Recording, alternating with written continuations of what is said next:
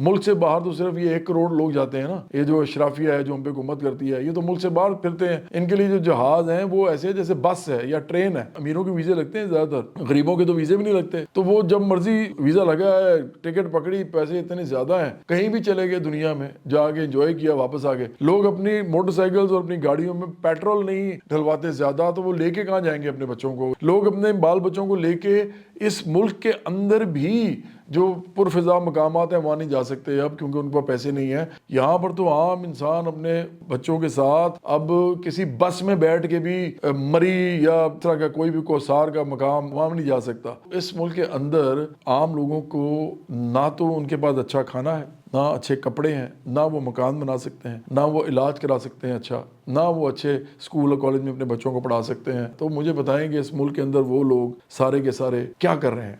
मैं फिर यही कहूँगा कि वो बेशर्म है, आप बेशर्म लोग हैं।